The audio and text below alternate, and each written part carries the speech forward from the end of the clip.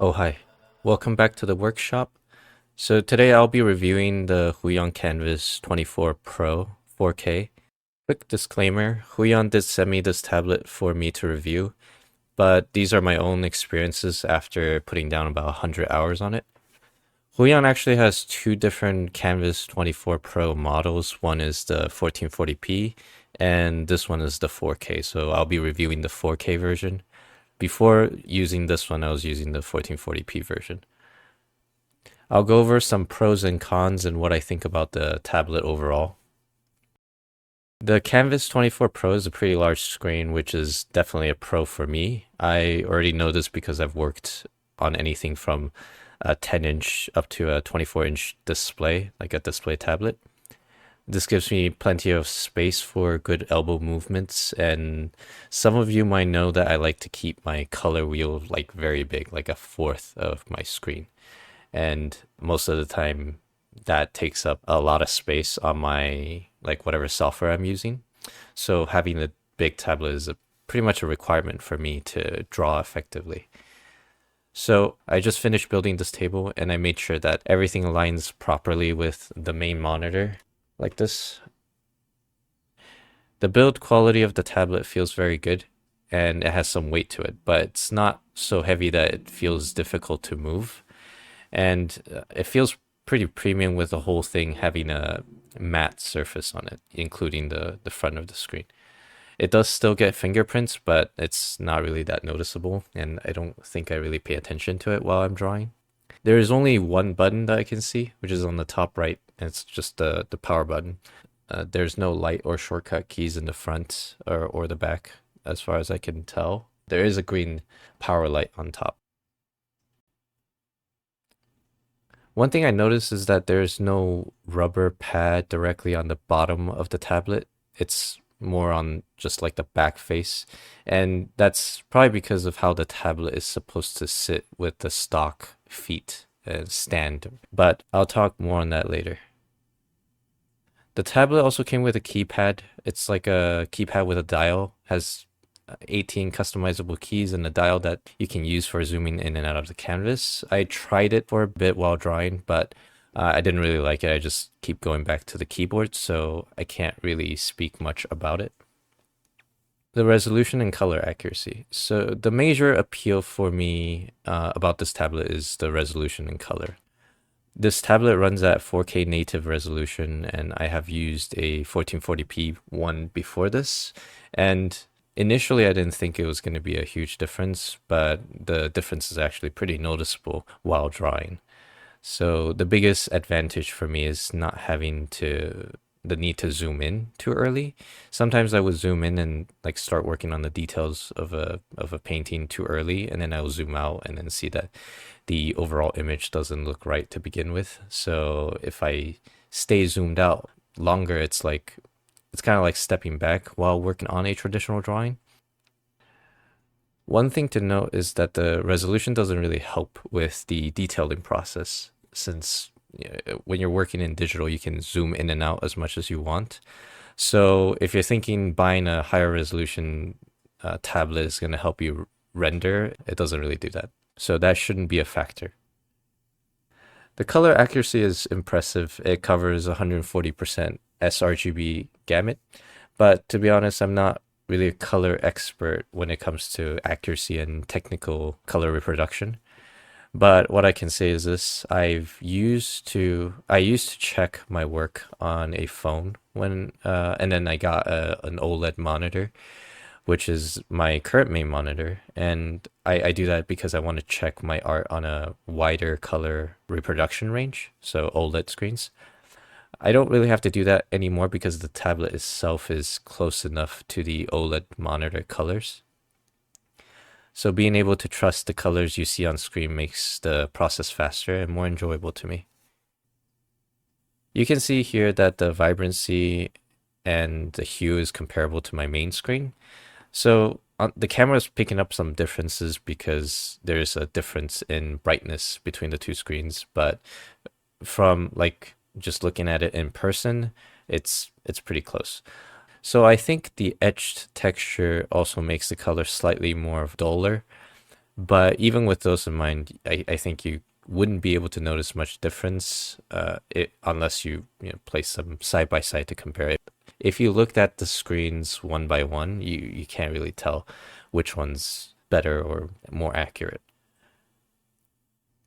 The drawing experience. The stylus has pretty standard specs compared to others today on the market. 8,192 levels of pressure and 60-degree tilt.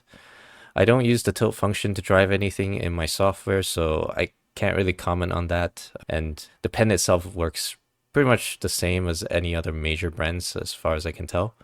The pressure curve is smooth and pretty easy to control. It's not too hard to hit the like maximum depth or pressure. When you press down, it's not like you have to really jam it against the tablet. I did get this thinner pen that holds more like a pencil, and I just wanted to try it, and I think I've grown more to like the thinner version of the pen. Unfortunately, it doesn't come default with the tablet. The one that comes with the tablet is thicker, but it functions exactly the same. It just holds a little bit different in your hand.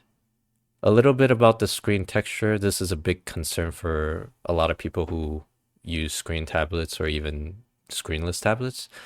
This screen does have a anti-glare etched on the glass, so it has a frosted texture. Because it's etched, I don't think there's going to be any peeling issues compared to if you were to go out and buy paper texture protectors to stick on whatever surface you're drawing on. The pen glides against it similarly to how my fountain pen feels on printer paper. It is a pretty pleasant feeling, but it's not really a deal breaker for me if it's completely smooth. I'm pretty used to older tablet having just no texture at all. But the anti-glare, on the other hand, that's a must at this point for me because I sit in a pretty bright area with open windows near me. So sometimes during the day, if it's a reflective screen, it would have been 100% unusable without the anti-glare surface. So part of the screen drawing experience includes the concern with parallax, and that's the distance between your pen tip and where the mark actually shows up in the screen. With older tablet and more budget ones, you have to, if you look closely, you'll see a pretty big distance between the pen tip and where the cursor is. With this tablet, there's still some, but it's very little. But if you look at it closely, you can still see it. I don't think there's really a way to get rid of it completely while having like a thick glass and laminated textures or yeah, any protective texture. That being said, there's very little from what I can see when I'm drawing, and if I don't even like when I'm drawing, I'm not paying attention to it. So personally, I never found parallax to be an issue for me either, so it's not really a problem here. But if that's a concern for you, this tablet is pretty good with having no or very little parallax. The stand and connectivity. So here's where the cons are for me, most of them. And the first one is mostly preferential. And this first part actually does affect the drawing experience for me if I didn't use a stand that was sold separately. This tablet comes with these short metal legs. Nothing wrong with the build qualities themselves. They flip out nicely. They're really smooth. They're just made of faux metal. It's installed really nicely. And it sits really sturdy against the desk, but it sits really low, like 20 degree, 15 degree, like from the desk surface. So unless I get a really tall chair, I cannot really use it as it is. I don't really like hunching over the tablet itself. So I talked to HUION about this, and they actually do sell a stand that's compatible with the tablet. So instead of using the tablet at a 20-degree tilt, I can bring it up to like 80 degrees if I wanted to. And I like to face my screen directly so I don't introduce any perspective or foreshortening issues looking at the screen at an angle. This stand comes standard with some of the other HUION tablets, including the other 24-inch Pro, the 1440p one. So I'm not sure why they didn't include it by default with the 4K version. You could also mount this tablet to an arm if you want, or any other standard 100mm VESA mount. I opted not to mount it to an arm because I think no matter what arm you get, you're going to get like wobble. So if I press my hand on the tablet, I don't want it to move at all. In terms of USB ports, aside from the input on the top, there's also two more USB ports on the right side of the tablet and a 3.5 millimeter auxiliary port, which I assume is for like headphones if you want to use USB to through the USB to PC. So if you want to use headphones, you can plug into that. I will probably never use these because I have another hub for the USB and audio. But if you want to use the key dial pad that comes standard with the tablet, you can just run it through here. That's how I did it when I tried it for a bit. The original wire that comes with the tablet are practically unusable to me because of how they stick out on the top like this. If I place it next to my main monitor, the wires would just block the bottom of the screen, like it would just stick out. And I think this placement would have worked fine, like the wire placement would have worked fine if you only use the original feet, which is a low angle, so the wire kind of just sticks out towards the back instead of up. But I like to set up my tablet up pretty high, so there's really no way around it with the standard cables. Also, when you put the tablet up like this, like I mentioned before, there's no rubber mat on the bottom. So the plastic would sit bare against whatever surface you have it on.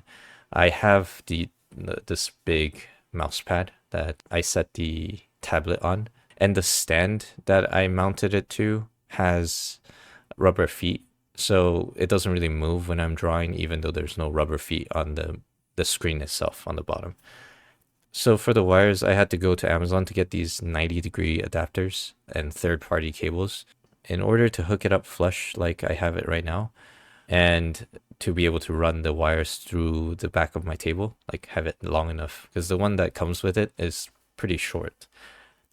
And my PC doesn't really have a micro USB-C 3.1 or 3.2 option for me to run single cable. So I cannot use like a single USB-C cable instead of two where I have the display port and the USB-C. If you opt for my solution, then make sure you don't make the same mistake as me and get the USB-C 3.1 or 3.2. I think they have USB-C 4 now, but at least 3.1, because if you use the USB-C or USB 2.0, the tablet wouldn't work properly. Like I tried it and the pressure doesn't function. You might get the pen to move, but it's unusable. So get the right cables. Price and value. So the price, as you can probably guess, it's not the cheapest tablet, and it's not like most of us are made of money. But when you consider the 4K resolution and the color space, like compared to other tablets on the market, I'm pretty sure this is the most affordable one you can get in its class. The MSRP is 1,300 USD, so 1,300 USD. So it's definitely something you buy as an investment into art, not just something you buy on the whim. For me, the value is unbeatable in the current market at the time of review because I use it for professional work. I feel like there's no compromises I have to make when it comes to working on this tablet. So overall thoughts, I've actually seen some people say that they prefer screenless tablets for reasons like mobility, or you can put it on your lap, less neck strain with their setup, not having to worry about color consistency between two monitors, because if you use a screen tablet, that's another screen that you have to deal with color profiles on. So before you go out and buy this tablet or any other screen tablet, make sure you try to see if you have a preference one way or another first, if you can. Maybe find a friend who has a tablet you can try, or either anime conventions or other art-related conventions. They have tablet booth, like tablet companies have booth that lets you try tablets, and you can see how you like them. Obviously, I would not recommend this tablet for everybody who's getting into digital art, just because not everybody wants or needs a 24-inch screen tablet. And the price of the tablet alone is $1,300, plus you have to have a computer or a laptop that can run a separate 4K screen smoothly to begin with. But if you already work on the computer and you know that you work well with a screen tablet, then this one should probably be somewhere near the top of your list for consideration. Granted, you have desk real estate for it. So that's it for the review, and and here's some footage of me drawing on it. See you guys next time.